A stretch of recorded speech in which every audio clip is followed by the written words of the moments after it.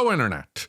No, welcome to episode 254, I think, of Verbal Graffiti with your host, Brian Glass, a.k.a. the B-Man, the People's Degenerate. I don't pee on airplanes. Nay, but yay. That's not the correct statement, but it is accurate. I don't pee on airplanes, commercial jets. I never have. Because I've never been on the tarmac of an airport. Therefore, I've never peed on the actual airplane. But what I meant to say, which is a more accurate, more literate statement, is that I don't pee in airplanes, in the restroom, in the back of the airplane with the toilet. Because let's be honest, the B-Man, all of us here at Verbal Graffiti, and all of the fans who are watching now, and thank you, a tip of my penis for being here, episode 254, I think, we're not first-class passengers. We're economy. Right, we don't even, we're going to the back of the airport with a backpack that's not even ours. We borrowed it from a sibling. So if you have to take a piss or take a number two while you're a flight, you're using the restroom in the back of the plane. The B-Man, me, I don't do that. I go out of my way. I put myself in physically compromising, unhealthy positions so that I don't have to take a piss when I'm flying, even for a short flight. Let's say from Bradley International Airport, Connecticut, to Atlanta, Georgia. Hot Atlanta. That's what I did this past weekend. Whoa, Nelly. I feel a little out of my element. I'm out of my groove because I recorded a couple episodes, backloaded the episodes so that I could go away this past weekend to visit some family members, but still have episodes for the upcoming week. So it's been a couple weeks since I've recorded. I thank you for watching. So let's get into it. B-Man, why did you fly to Atlanta, Georgia, and then drive to South Carolina? I didn't drive. I was in the passenger seat. Although I am a leader, I'm not a driver. I let my brother-in-law drive. I didn't let him drive, but he did the driving. All right. So sometimes you make a statement and you don't even think about what you're saying, but when you say it, the group around you, they give you a look, a concerned look, a bewildered look, a look of confusion. What did you just say? Can you please explain? Can you go into detail your thought, your reasoning behind the statement you made? And the statement I made wasn't even a statement. The B-Man was just in a groove this weekend, and I was talking. And sometimes when you talk, you say things that you think aren't questionable, that aren't things that need to be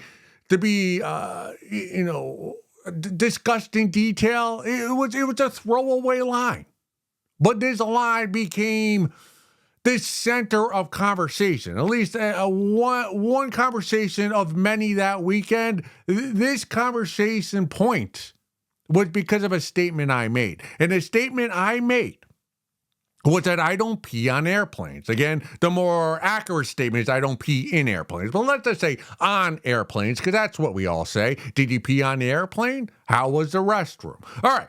So going into this weekend, it was 4th of July weekend, I went to South Carolina to visit my father's side of the family. My cousins, my aunts, one of my dad's sisters. He has two sisters who are alive, two only sisters. He has a brother that kicked the bucket. He's dead.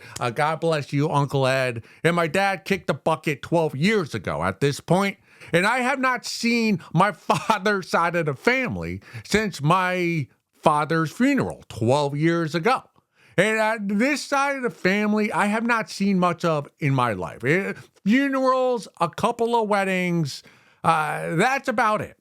All right, it's been a decade since I've seen this side of the family, so I was a little apprehensive going into the weekend Because again, when you haven't seen a side of your family in 12 years, yeah, I honestly didn't know what half of the family looked like. All right? It's not that there's no animosity towards us and them.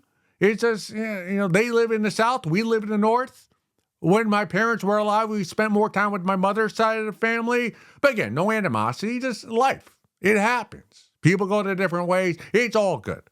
And not that there's anything to discuss about the families, but I think it's a fair statement to say that my side of the family, me and my siblings, were a bit more animated than my cousins. Now, my cousins are much more successful, career-oriented, doctors, salesmen, world travelers, real estate moguls in Italy. They're very successful. Actually, I had a great weekend. It was a fantastic weekend.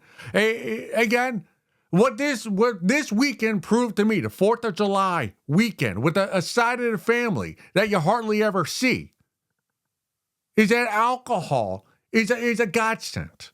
All these people who go out there, who will tell you on the internet, don't do alcohol, it's terrible for you. Well, if you can handle your alcohol, and hopefully you can, and if you can't handle your alcohol, get your shit together, because alcohol is great. Alcohol, it loosened everybody up. It made everybody who drank this weekend at my aunt's house, a lovely house on a lake, South Carolina. We will get to that. B-Man, did you go in the lake? No, I don't go in bodies of water. This was another conversation point this weekend. I didn't talk much. Again, we've spoken about this before many a time here at Verbal Graffiti, but when I'm off camera, not recording episodes of Verbal Graffiti, and when I'm not on stage telling dirty dick jokes about Mr. Perfect and my penis, I'm a very quiet guy. I am a listener, product of being the youngest of 5. When you're the youngest of 5, you shut the fuck up. You have to listen to what everybody else says. Saying that's just kind of how I was raised, and that's just kind of how I am. I'm a quiet, I'm a loner. I'm around the periphery. I'm not the center of attention. And did I become the center of attention this weekend?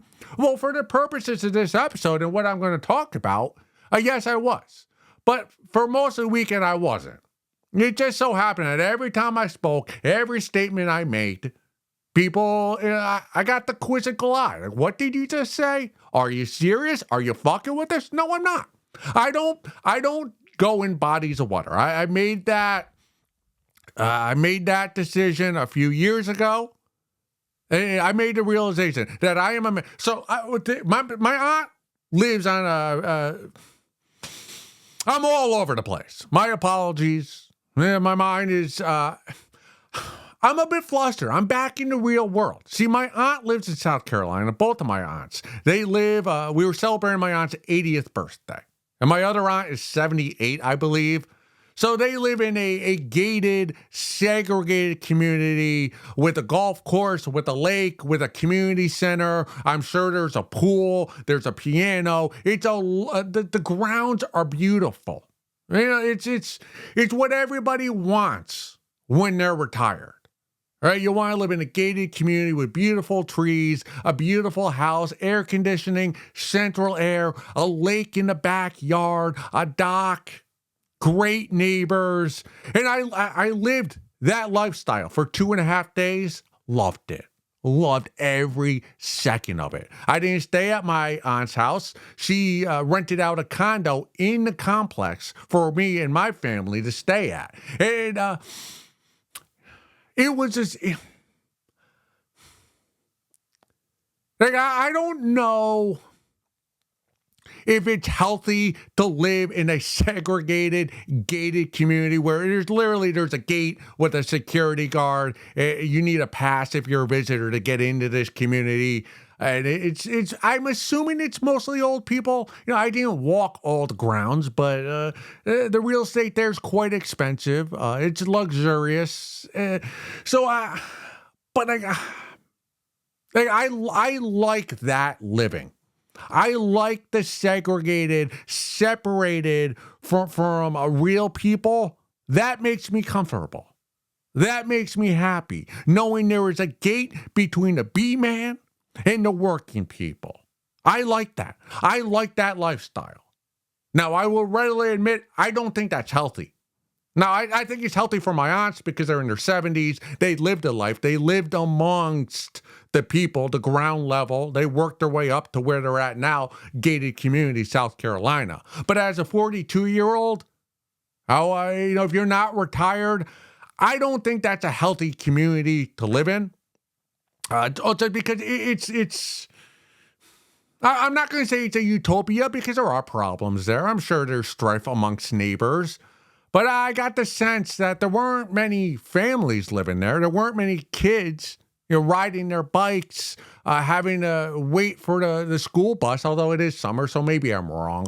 I got the sense that most of the people in this community are elderly and retired. Good for them, the boomers. They know how to live life. But as a 42-year-old, I love that living. And as soon as that gate opened and we had to leave the gated community back to the real world with normal people and be seated next to strangers on a plane, it was a kick in the balls. It was a kick in the balls back to reality. I didn't like it. As soon as that gate opened and I left, I shed a tear. Not an actual tear, but in my heart, it's like, that community, the safety, the quaintness. Is quaintness? Is that a word? Maybe it's a word they use in that gated community that us normal people, we don't know what it means, but the solitude that gated community provided is what I like. But I can admit, it's not healthy.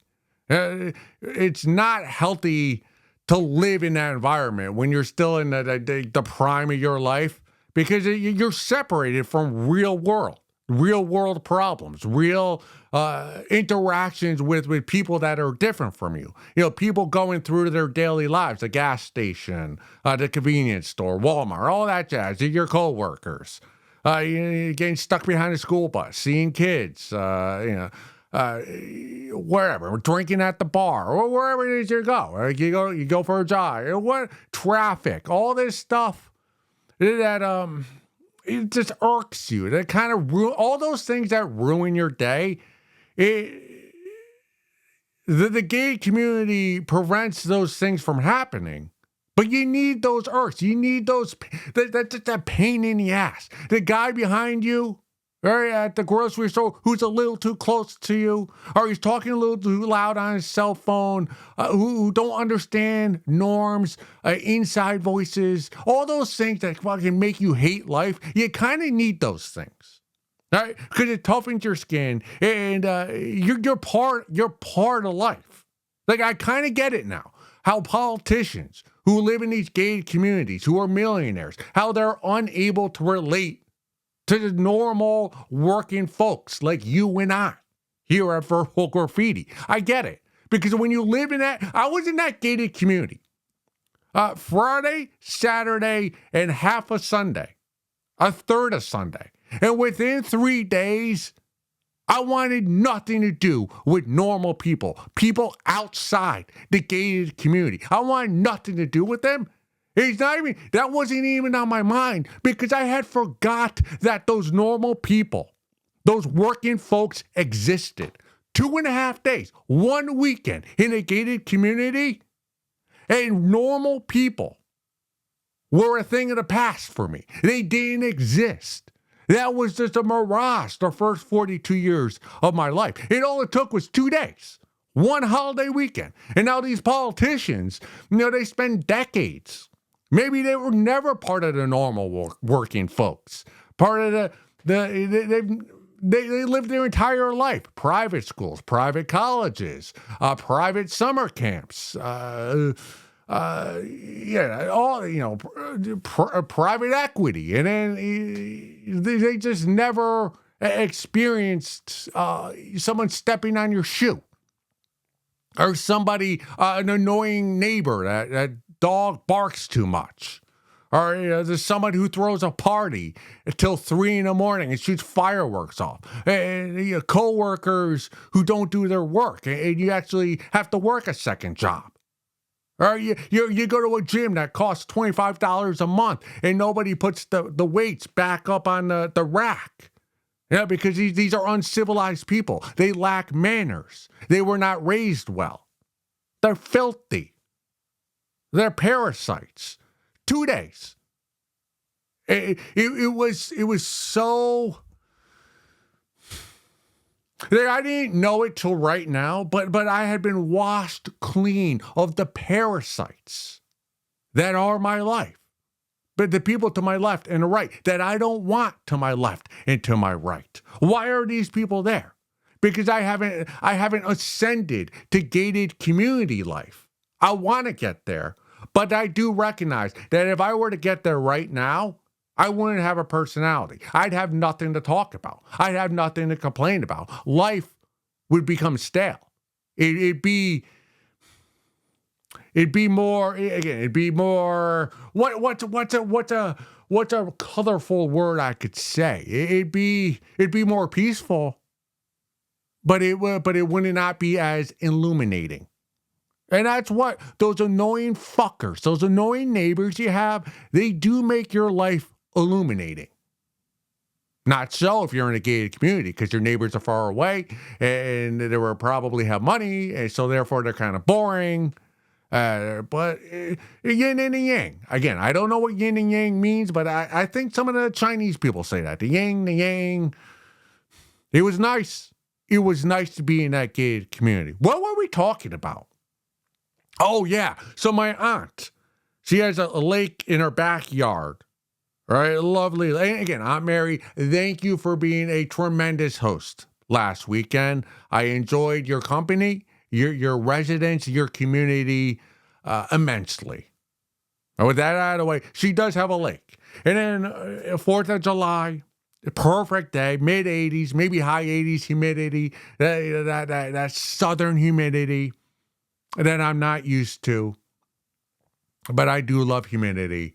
My cousin, he had some floats. He was pumping them up, and it was about, people were drinking Bloody Marys. Had my first sip of a Bloody Mary ever. Again, all right, my cousin, Ian, his wife, Erin, my other cousin, Casey, my other cousin, Faith. Again, B-Man, know your family's name members, okay? Can you be a better family member? I would make these statements. So that morning, we go over, we're having brunch. It's 10:30, 11 a.m., 4th of July.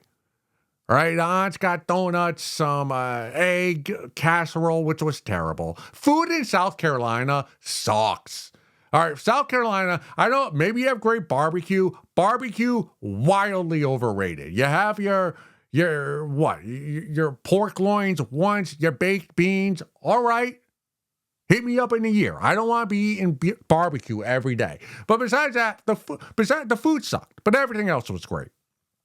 But anyway, my cousin Ian and his wife Erin, they're making Bloody Marys. They're like a big batch of it. And my sister Missy, she has one. It has a cucumber, and she's like, "Do you want to try this?" And I go, "I've never had a Bloody Mary before."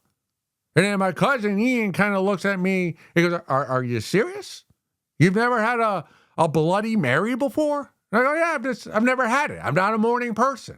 I'm a drinker, but I am not a morning drinker. Therefore, I've never had a Bloody Mary." And maybe as a 42-year-old who's been drinking the last, 20, 22 years, I should have had a Bloody Mary at some point. The occasion just never arose. For whatever reason, I've never had one. I made this statement that I've never had a Bloody Mary. I did notice Ian and his wife Erin were putting the concoction. They were making the Bloody Mary, and they were making it with love and affection. They were putting ingredients. I could think Erin was like tasting it, the Worcester sauce, and they were putting effort. They were putting time, their soul into this Bloody Mary, and I was impressed. With the dedication they put towards this batch of the little thing, pitcher of Bloody Mary. That's the word, a pitcher of Bloody Mary that they were making. My sister had one. I was like, all right, I'll have a sip of that. And I had it and I enjoyed it. Now, I did not continue to drink the Bloody Mary because I was worried about the flight the next day. And we'll get to that. I know there's a whole lot of we will get to that, but we will get to all this. So I made the statement, I've never had a Bloody Mary. And Ian and his wife Erin and my cousin Casey, they looked at me with this befuddled look. Like, are you serious? You've never had a Bloody Mary? Like, we know you drink. Like, it's been well documented that you are a drinker, one of the main drinkers in this family. Not everyone in my family drinks, but the B-Man does occasionally, weekly maybe. And I was like, yeah, I've never had one. It's never come about. And they were shocked. It was, hey, how have you never had a Bloody Mary? And again, I just told you, as I told them, I'm not a morning person. I'm a night drinker. I'm an easy guy. A little bit of whiskey, a little bit of tequila. I don't need a lot of mixers. I'm a blue collar drinker. So this was the first statement that I made that turned into a conversation piece. So the B-Man, you've never had a Bloody Mary. I had my first sip of one of my sister Missy's drink. Okay, lovely. And then I think one of my cousins asked the follow-up, well, what else have you never had? And I had lots of answers for him. But the main one that they grasp of, was that I've never had a Wendy's hamburger. Reason being, I get the heebie-jeebies with the square burger. The B-Man, I don't like a burger with corners. I like my burgers to be round. It's got to be a round patty, or else I'm not biting into it. And I made this declaration, and then my cousins, their response was, why don't you cut the corners off and make it round yourself? And I go, well, I'm not gonna come in there with a cookie cutter and make my own burger out of the burger I buy from Wendy's. I'll just go down the street and have a McDonald's McDouble. All right, not a double cheeseburger because I'm not a successful comic. We eat McDoubles here at Verbal Graffiti. So they were with me. They were right there. That set the tone for the 4th of July. All right, your cousin, the B-Man, that you have not seen in a decade since your father died, R.I.P. 12 years ago. Within the first half hour of being on the 4th of July brunch, they found out that I've never had a Bloody Mary, and I've never eaten a Wendy's hamburger. 42 years old. I've never done those. And then a little later, right after the brunch, everyone goes down to the dock to go in the lake. It's a lovely, 85-degree day, humidity, 4th of July, the boats, the jet skis. It's very festive. The American flags, the banners. It's everything you want. America 250. We about it. We here. We in it. I ain't going in that water. And I made that declaration. While everyone's on the dock, everyone's in the water with their tubes, with their floats, with their noodles, with their drinks, their cocktails, their Bloody Marys, their tall boy Mike's Hard Lemonade. And everyone, hey, B-Man. Hey, B. At that point, I was just Brian to them. We will get to the B-Man. We promise we will get to the B-Man. But then there was that conversation point of going, hey, come in the water. Like, we know you have a pool. We've seen you swim back in the day. The last time they saw us at my father's funeral, I jumped off a slide into our in-ground pool, my mom's parents' in-ground pool. So they're like, come in the water. Like, we're all in here. You're a fun guy. You're Brian Glass. You have a podcast. You're a stand-up comedian. You're in the prime of your life.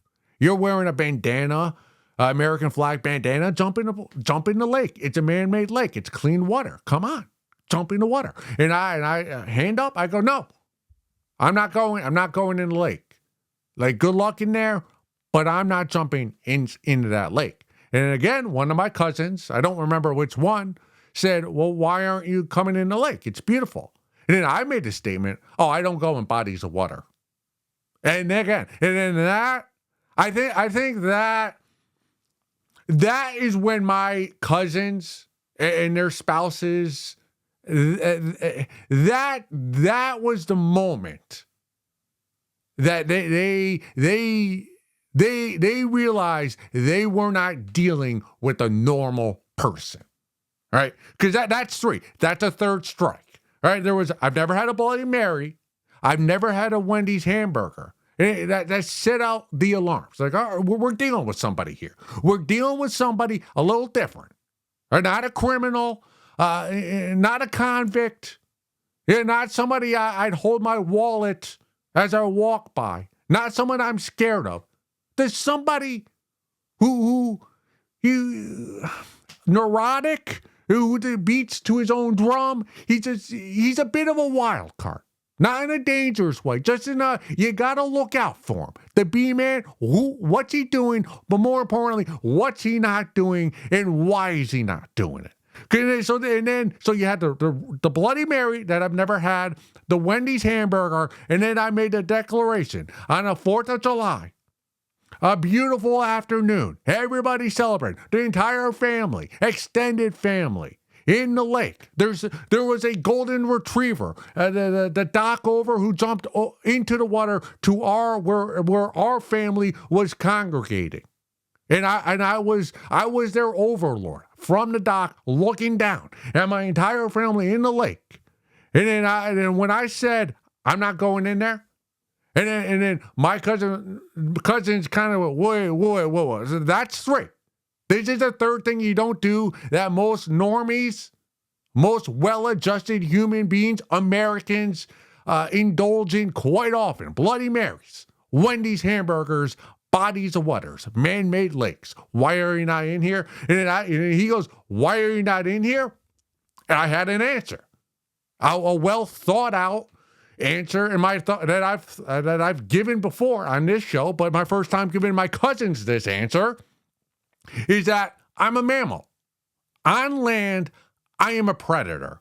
In bodies of water, I am prey. I don't like being prey, therefore I don't go in bodies of water. I stay on land. I enjoy being a predator. I enjoy being a mammal. I'm not going to dance with the reptiles, with the little fishies, with the jellyfish, with the sharks, with the snakes. I'm not going to put myself in a compromising position and put myself in a lake or an ocean or any body of water or a river where they can get the best of me and possibly get my life. And this is what I told my cousins. And they looked at me again with this befuddled look on their face. Like, are you serious? This is a man-made lake. There's nothing in this lake other than turtles. Although I did find out after we got back to Connecticut, past this weekend, that there were snakes in that lake. My cousins, they did not make me aware of that. They said, oh, there's nothing. There's just turtles in here. They knew there were snakes. Right? They tried to hide that fact from me, but they didn't trick me into going into that man-made lake. It was a lovely lake. Jet skis, boats, swimmers, turtles, booze, golden retrievers. Everyone was in there. Yeah, they all survived. They lived to see another day. Hopefully they see America 251 next year. But they could have died in there. And I wasn't willing to take that risk. And I give myself a tip of the penis for not being bullied, pressured, peer pressured into going into that lake. I stood my ground on that dock, on that land. I did not go in that body of water. Yeah, did I want to? Was I sweating? Was it hot? Could I easily have taken a dip and gone out real quick, cooled down, have my skin listening with lake water coming off of it? Could have. But I'm a man of my word. Right? I like being a predator. I don't want to be prey. Right? I'm a land creature. I am not. I can swim. I'm not a great swimmer. I can swim. I can swim in pools, hot tubs, bathtubs. Right? I can swim amongst people. But when there's turtles and sharks and jellyfish, and I can't see the bottom, and whatever's on the bottom, I'm out. You want to call me a big old pussy, a big old sneeze, a party pooper? Fine. I can tell you I'm here right now. And one of the reasons why is because I don't put my life at risk in bodies of water. I'm a pool man. All right, I'm bougie. Say what you want. I like chlorine. All right, but that set the tone for the day. The 4th of July. Right? It's not even noon. Right? The fireworks haven't even popped off yet. And basically, I think my cousins had identified me as a big old weirdo. What a yo-yo. What is this guy? What is his deal? They did enjoy my company. I don't know. I cannot say definitively what my cousins think of me. Right? That day, that entire day and a half, 2 days that we spent together, I do believe they enjoyed my company, but I don't know what they think about me. Right? And one of the best parts about seeing your family that you haven't seen in years is the aftermath. When you go back to your side of the family and you can talk behind the backs of the other side of the family that you haven't seen in quite some time. That's the fun part of any kind of engagement that you go to. It's yes, the party, the festivities, that's fun. Especially if you're drinking, engaging in libations, maybe some gummies. I was not. Maybe my cousins were. Maybe my siblings were. I don't know. Their life is their life. But that's fun. There's a little anxiety. The pressure is on. But if you get through it and you're a gamer, the party, the activity, it's fun. But what's really fun is when you go back to your corner and you talk shit about, in my case, it was my cousins. And I'm sure they were talking shit about us. That's the fun of going away for a long weekend. Is when you get back with whoever you're comfortable with, whoever you know, and just talking shit about the other people at the event you were at. And I wasn't really talking shit, but it's like, oh, wait, that one's a downer, Debbie Downer. That one's a wet blanket. That one's more fun than I thought he was. Yeah, he's actually a lot. Oh, that spouse, I like that spouse. And, you kind of go and you hash out. Do we like that? Do we like her husband or not? What do you think? And then you talk it out. All right, we're on his side. We like him. Faith's husband, I fuck with him. I like him. He's a good guy. But whoever it is, this is what you do. This is life. It's not the party. It's the next day. It's the next morning. You get on the group text and you hash it out. Like, what did we like? What did we think was weird? What behavior was odd? And I'm sure. I think me and my siblings and my mom, that we talked about my cousins and my aunts and their kids and their families, and none of it was mean spirits. We like that. That was a little odd. But they were doing the same to us, I assume, after the holiday weekend. And whenever my name was brought up, and again, this is verbal graffiti, I am a bit of a narcissist, so I am going to focus on myself. I guarantee you afterwards, when they got back to their corner, when we went to our condo that my aunt paid for the night, before dinner and then after dinner and after the 4th of July, when they were mentioning me, like, I know they enjoyed me while we were together because I was like, I don't want to say I was a carnival act. It was just some of my takes, some of my opinions, some of my statements were odd. They're kind of like left hooks. Like, wait, what did you just say? And then, so when they got back, but again, in the moment, I couldn't tell whether they liked me or they just found me entertaining, or they just found me so odd, so peculiar, that it was almost like an exhibit to view for one day that you enjoyed, that you'll remember. But, you don't want to see that exhibit again. Like, you're one and done. I don't know how my cousins feel about me. I think they like me. But again, I might have been more, I might have been their muse. MUSE, more so than an equal. And not that I want to be their equals, not that I am their equals, but I just might have been their amusement for the day. And then afterwards, they laugh about me, which is okay. I'm a weirdo. I'm a cheese doodle. I'm the B man. Yeah, I get that. Like I give that off quite often. It's understandable. But I walked away from the interaction. Like I'm not sure what they think about me. Again, it's all about me. But okay, later that night, we have a dinner.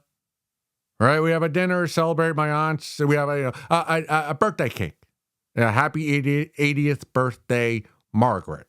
All right, we have a dinner. We take a family photo. It's great. We have a cocktail hour. It's almost like a wedding. We dressed up, and we were busting balls. Like my family. I think like my cousins, they're a bit more proper, and I say that with love. But my family, we're a bit Irish Catholic. Like but here's the thing. All weekend, I kept telling my oldest sister, Carrie, very old. I kept telling my oldest sister, Carrie, that I love her. And that made her uncomfortable. That's the type of family I'm part of, that I grew up in, where if you tell a sibling or a parent that I love you, we all think, what's your play? What are you trying to do to me? And that's kind of, I wasn't doing anything to my sister. There was no hammer being dropped. I just kept telling her, I love you, Carrie. I love you. And it made her uncomfortable. That was the play, right? That was the joke. I do love my sister, Carrie, but when I say outward, like, we're not a I love you family. We're not a hugging it out emotional family. We show our affection through insults, through busting balls, through a busting clit. Like, that's what we do to one another. That's how we show that we're a family. And that's what we did at that dinner. Like, Carrie was walking weird, and I was like making fun of the way she walks, and then I would say, I love you. And it's like, what's the play here? What's going to happen next? You never say I love you. And I think my cousins were like, who are these people? And I kind of became the ringleader. And then that night, it was the 4th of July, I indulged in some libations, not too many. I had a tequila, a Yingling, an IPA, maybe a fourth beer. I had 4 or 5 drinks over the course of a few hours. So we're back at my aunt's house on the lake. We're watching the fireworks. And afterwards, one of my cousins, maybe it was Ian, maybe it was Casey, I don't know, someone offered me a drink, alcohol. And I said, no, thank you. I have to stop drinking. I'm flying tomorrow. And they go, oh, it's early. It's only, I don't know, what, 9:30, 10 o'clock? Come on, we're all drinking. Have a drink. I said, I can't. I have to fly tomorrow. I don't want to pee on the airplane. Boom. Boom. That was another thing. And then that was another, wait, you don't pee on airplanes? And then hand up. I don't fly very often. This last weekend, I flew. It's the first time I've been on a plane in maybe 4 years. The last time I was on a plane was to Connecticut to Austin, Texas for my friend Dave's bachelor party. That was the last time I was on a plane 4 years ago, and I'm still dealing with the repercussions of that flight. Right? Jet lag? I still haven't gotten over that jet lag. That's what they call it, jet lag. So but that's one of the benefits of being, I won't say a failed comedian, because I don't think I'm a failed stand-up comedian, but I certainly am a unsuccessful comedian. But again, one of the benefits of being a unsuccessful comedian is that you don't have to fly very often, hardly at all. Therefore, you don't have to worry about peeing in the airplane, right? That's one of the benefits of being an unsuccessful comedian. But that night, like when I said I'm going to stop drinking because I have to fly tomorrow and I don't have to pee, on the airplane. And again, my cousins kind of gave me a look. Like, what do you mean? You don't pee on airplanes? And then I think my cousin's spouse, Aaron, was like, Well, what's the big deal? You just go in there, a couple of minutes, come out, like there's nothing in there. And she is correct. Now that I think about it, I've never seen anybody, again, I don't fly very often, but the times I have flown, I've never seen anybody like not come out of the bathroom. Like go in the bathroom and have something so horrendous happen that they stay in there and never come back in real life. Everyone I've seen, walk back the aisle to the airplane in the restroom has always come back. So it cannot be that bad in there. Whatever goes down in that restroom in the airplane. But I want no part of it. But Aaron's statement is correct. Like there really is nothing to fear about the airplane restroom. In actuality, it is a single bathroom. It's not a public restroom where there's urinals to your left and your right. It's a private restroom. It's you. But that's the problem. There's only one toilet in there. And if you get the stage fright, that you gotta get past the stage fright. Use the toilet, within a certain amount of time, or else you gotta get out. And the problem for me is not so much the restroom, is that if I go in there and I'm not able to pee because the pressure is too high, too forceful for me, so I have to come out, fail, didn't go tinkle, and then have to go back to the restroom. Right? I don't want to be the guy who has to go to the restroom multiple times on a 2-hour flight. I don't want to be that guy. So what I do, and what I told my father's side of the family, is that I dehydrate myself before I fly. I'll dehydrate myself for 24 hours before any flight I take, so I don't have to use the restroom in the plane.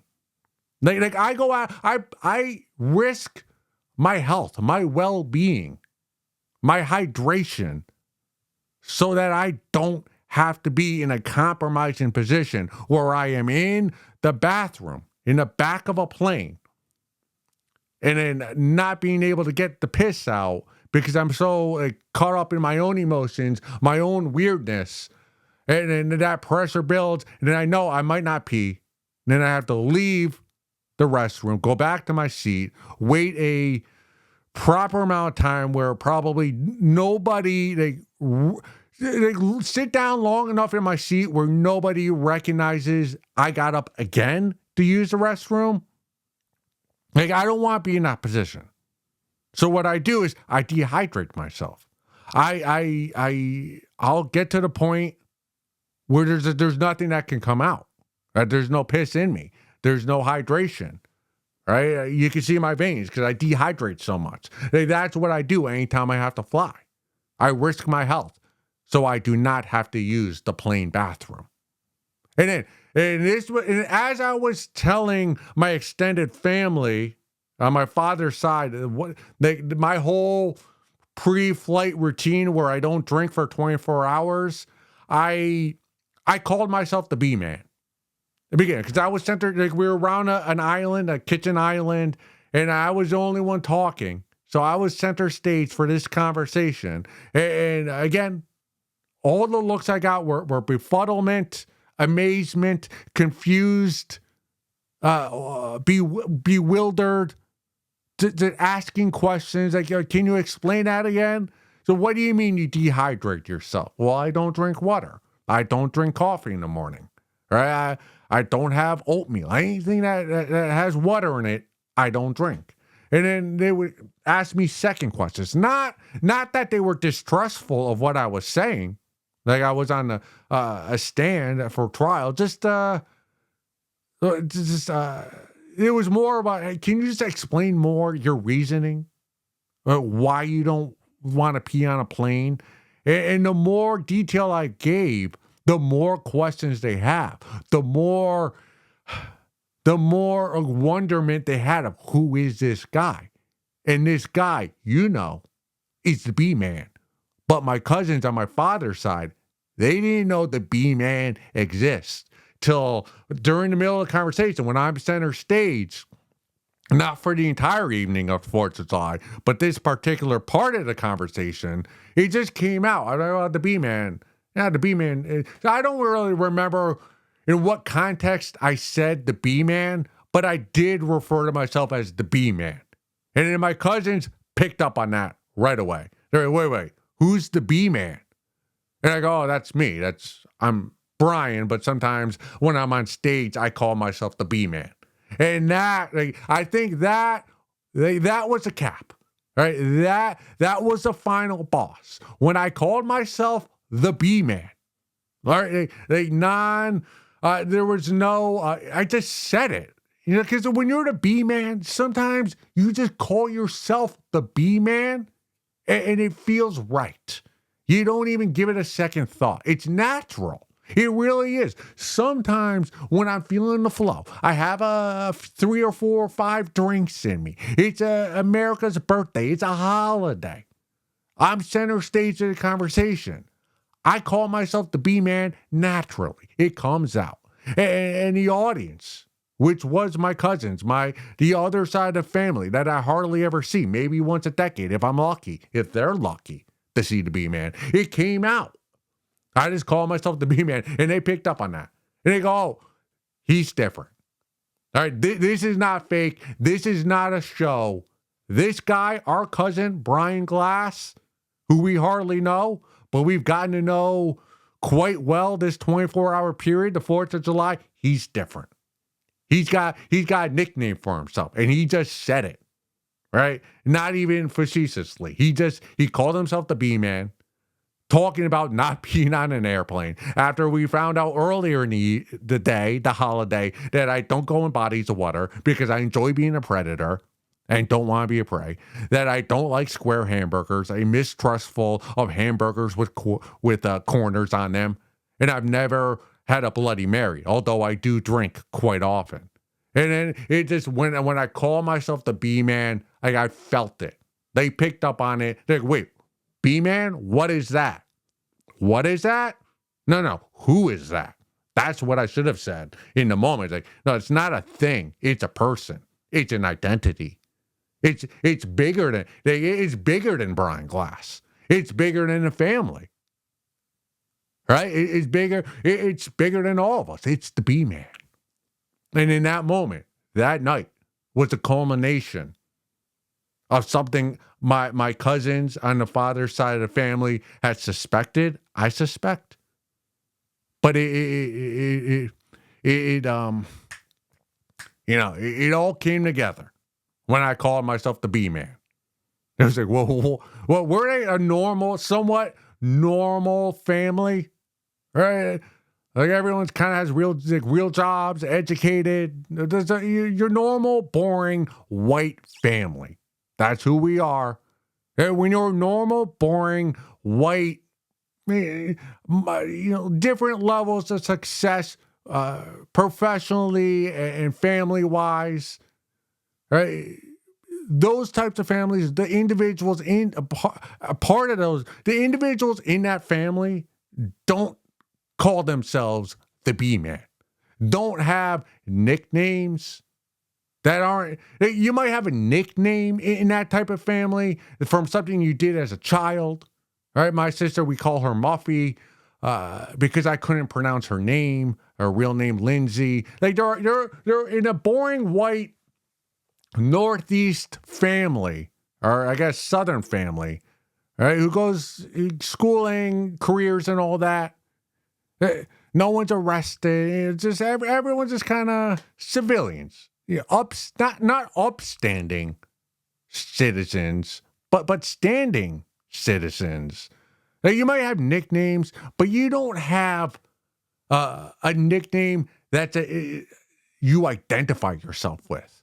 That's almost a different aura to it. But when I call myself the B-man, it all came together for them. Like the puzzle came together. Oh, this guy. I don't know if I want to spend another weekend with him. I'm glad I did. I'm glad we did. At least I think that's what they think. My cousins on my father's side of the family. I think, from my heart to my ball sack, they're glad they experienced the B-man.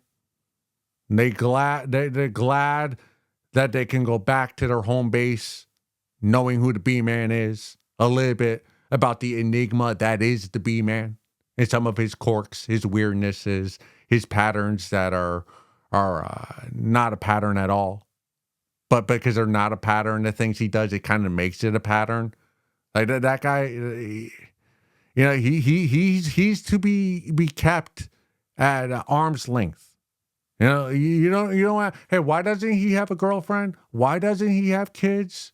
Why is he still living in his mother's basement? But at the end of the 4th of July, they didn't have to ask those questions anymore. Just being in my presence gave them the answer to all those normal questions you would have about a 42-year-old cousin who lives in his mom's basement, who's not married, who doesn't have children, who has no prospects.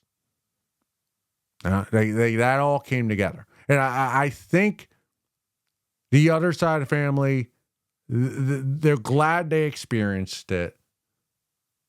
Maybe they want to experience it again. I don't know. I think so. Probably not next week, though. Go suck a fat one.